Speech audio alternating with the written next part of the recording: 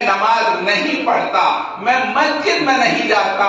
عاصم گنج کے لوگوں، ہماری کتنی طاقت ہے۔ اللہ تعالیٰ جس بندے سے پیار کرتا ہے اس کو اپنی مسجد میں لاتا ہے۔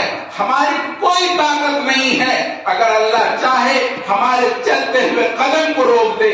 اللہ تعالیٰ چاہتا ہے اپنے بندے کو مسجد میں لا کھڑا کرتا ہے، اور جو نہیں آتا ہم سمجھتے ہیں ہم نماز نہیں پڑھتے۔ ہماری کتنی طاقت ہے۔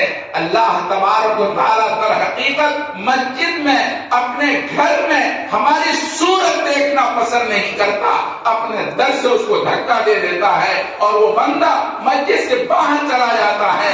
اللہ اس بندے سے پیار نہیں کرتا۔ اللہ جس بندے سے پیار کرتا ہے اس کو اپنی محبت عطا کرتا ہے، اپنا بندہ بناتا ہے، اپنی اطاعت میں لگاتا ہے، اپنی فرما برداری میں لگاتا ہے، اپنی راہ پر چلاتا ہے، خیر کے کاموں میں لگاتا ہے۔ اور جس سے اللہ تعالیٰ پیار نہیں کرتا اس کو اپنے در سے دھکا دیتا ہے، وہ اللہ کی دشمنی پر آتا ہے، وہ غلط کاموں میں خرچ کرتا ہے، اللہ تعالیٰ کی راہوں کے علاوہ دوسری راہوں میں اپنے مال کو برباد کرتا ہے۔ وہ ناچ میں، گانا میں، جوا میں، سٹا میں، سود میں، بیان میں، ان ساری چیزوں میں اپنے مال کو برباد کرتا ہے۔ وہ سمجھتا میں کرتا ہوں، حقیقت میں اللہ تعالیٰ اس بندے کو دھکا دیتا ہے اور شیطانوں کے حوالے کر دیتا ہے۔ وہ اللہ کا بندہ اللہ سے دور چلا جاتا ہے۔ میں عرض کر رہا تھا، انسان سب سے زیادہ پیار اپنی خواہشات سے کرتا ہے، وہ خواہشات کا بندہ ہے، وہ خواہشات کا غلام ہے۔ قرآن میں نہیں کہتا، قرآن کریم میں اللہ نے فرمایا افرأیت من اتخذ الہہ ہوا۔ اللہ تعالیٰ فرماتے کیا تم نے ان بندوں کو نہیں دیکھا جنہوں نے اپنے خواہشات کو معبود بنا رکھا ہے، خواہشات کے مطابق اپنی زندگی گزارتا ہے، اس کے خواہشات نے جو کہا وہ کر ڈالا، نہیں آیا جی میں نہیں کیا۔ اللہ نے کیا فرمایا، اللہ نے کیا حکم فرمایا، وہ بندہ پسے پشت ڈال دیتا ہے۔ میرے بھائی، اپنے مالک کا کہا مانو، اللہ کا کہا مانو، اپنے خواہشات کو چھوڑو، لات مارو خواہشات کو، اپنے پروردگار کے ذات پر چلو۔ اللہ نے جو فرما دیا وہ آخری ہے، اس کے بعد کوئی چیز نہیں ہے۔ اللہ تبارک و تعالیٰ کا حکم ماننا انسان کے لیے، اللہ کے بندوں کے لیے، ہم اللہ کے بندے ہیں، ہمیں دعویٰ بھی ہے ہم اللہ کے بندے ہیں۔ اللہ نے قرآن میں کہا ہے یا ایھا الناس اعبدوا، اے لوگو تم تو میرے بندے ہو، میری عبادت کرو، میرا کہا مانو۔ بندہ وہ ہوتا ہے جس کے اختیار میں کچھ نہیں ہوتا۔ ایک آقا، جس زمانے میں غلاموں کا رواج تھا، ایک آقا اپنے بندے کو، اپنے غلام کو بازار لے کر گیا اور بازار میں سودا سلف خریدا، واپس آنے لگا، راستے کے اندر نماز کا وقت ہو گیا۔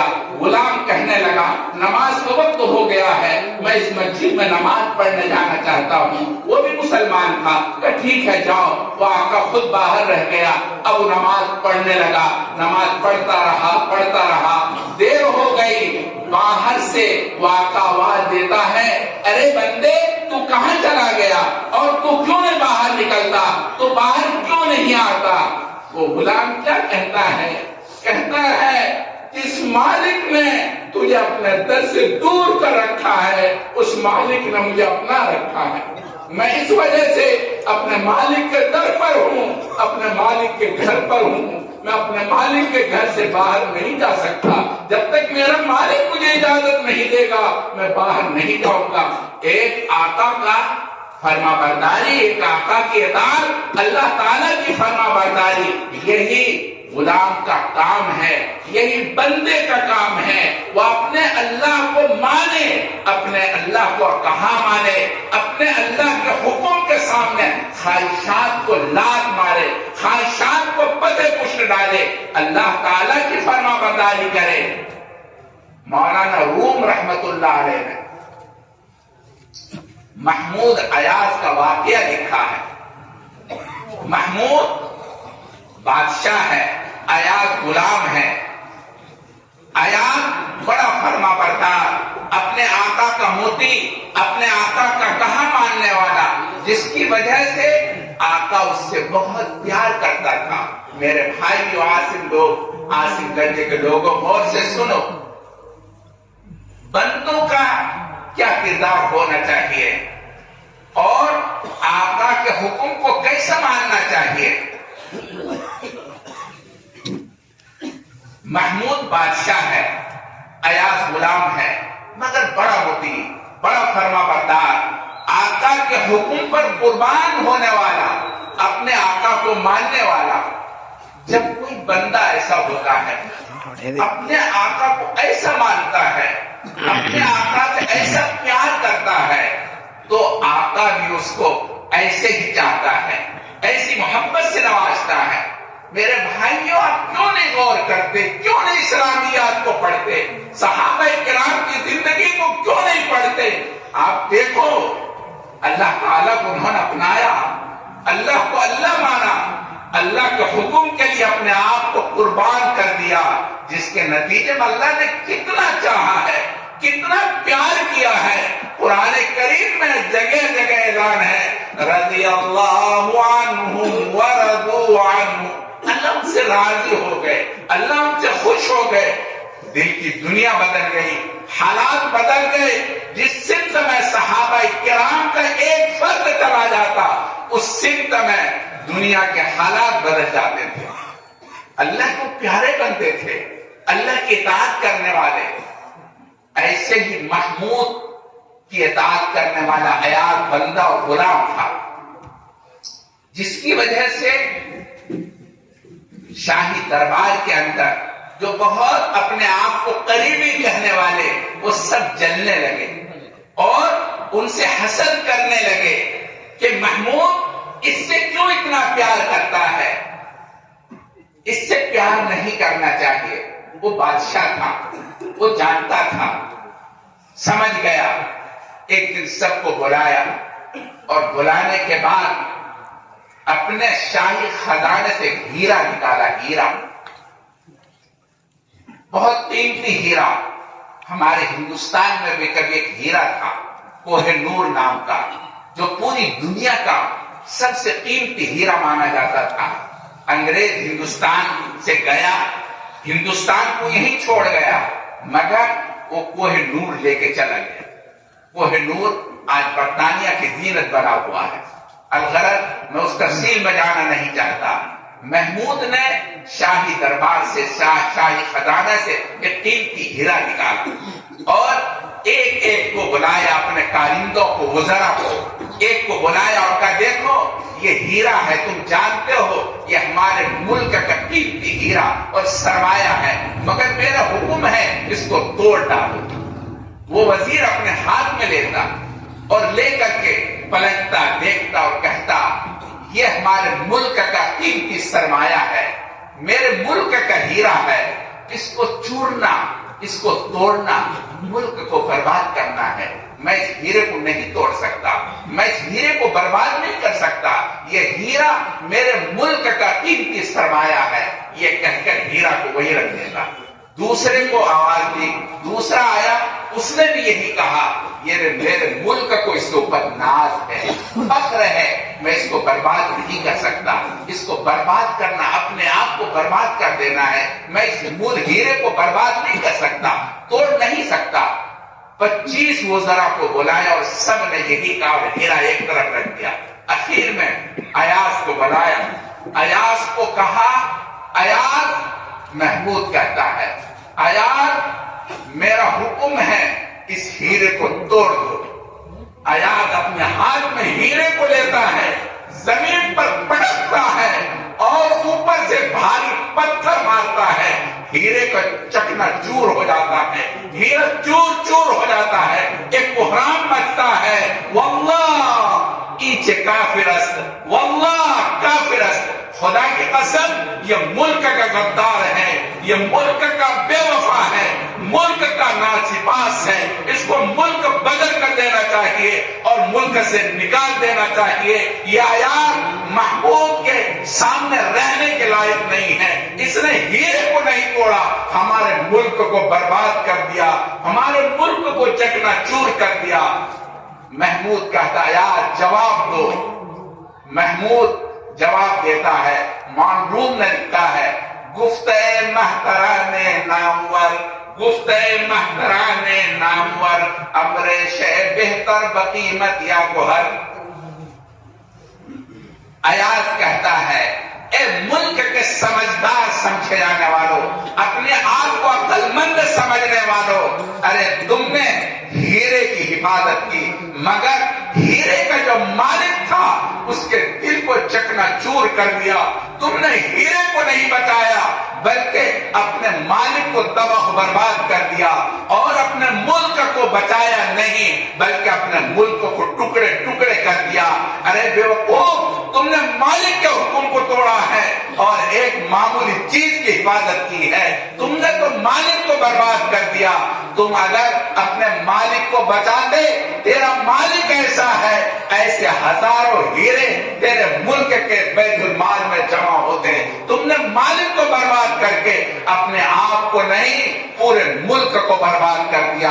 مولانا روم نے لکھا ہے اس واقعے کو نقل کرنے کے بعد لوگ اپنے آپ کو بچانے کی کوشش کرتے ہیں، مالک کو تباہ و برباد کرتے ہیں.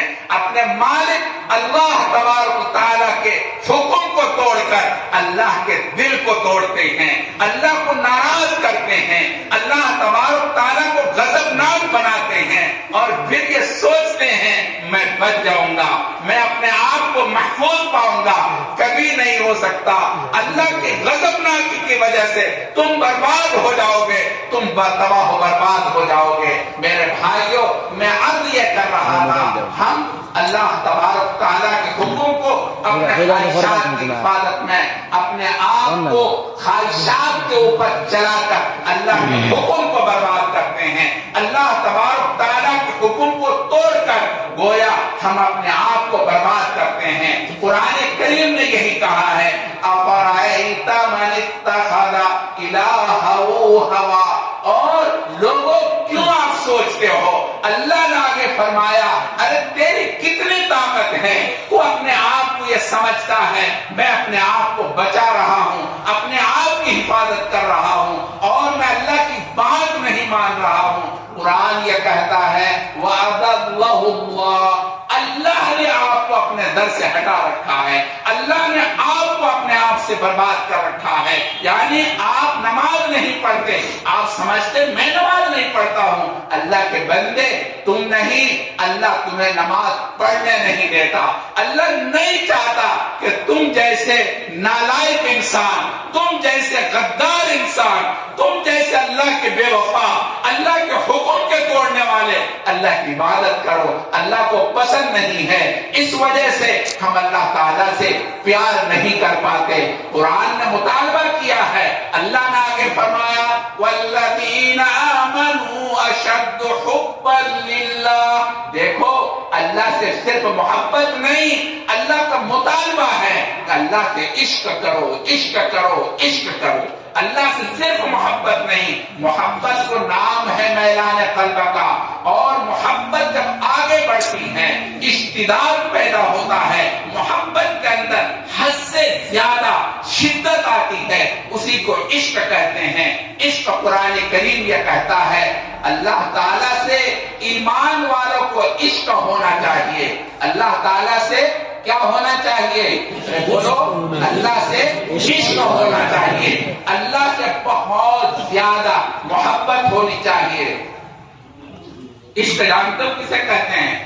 پیران پیر سیدنا عبد القادر جیلانی رحمت اللہ علیہ نے عشق کی تعریف کی ہے. عاصم گنج کے لوگوں میری زبان سے سنو اور اپنے دل میں اتارو. عشق کس کو کہتے ہیں؟ عشق کا نام ہے العشق نار یحرق ما سوى المحبوب. العشق نار یحرق ما سوى المحبوب. عشق ایک ایسی آگ ہے جب سینے میں جلتی ہے، سینے میں سلگتی ہے، ساری چیزوں کو خاکستر کر دیتی ہے. اس کے دل کے اندر صرف ایک محبوب ہوتا ہے. محبوب کا علاوہ سب چیزیں جل کر بھسم ہو جاتی ہے. عشق نام ہے. العشق نار یحرق ما سوى المحبوب. صحابہ کرام رضوان اللہ تعالی علیہم اجمعین کو اللہ کے عشق تھا, اللہ سے ایسا ہی پیار تھا جس کو عشق کا درجہ حاصل تھا. اللہ تعالیٰ کے لیے وہ سب کچھ اپنے آپ کو قربان کرنے کے لیے ہر آن تیار رہتے تھے. ہر آن, ایک گھڑی بھی ایسی نہیں ہے جہاں ان کی خواہشات اللہ کی راہ میں, اللہ کے داد میں, اللہ تبارک و تعالیٰ کے نام پر رہ جائے. ایسا نہیں ہو سکتا. قربان جائیے صحابہ کرام رضوان اللہ تعالیٰ علیہم اجمعین کی جماعت پر. کیا آپ کو خیال نہیں ہے حضرت سیدنا عمر فاروق رضی اللہ تعالیٰ عنہ کا زمانہ آتا ہے. دوستو ذرا غور سے سنو, عاصم گنج کے لوگوں بہت غور سے سنو.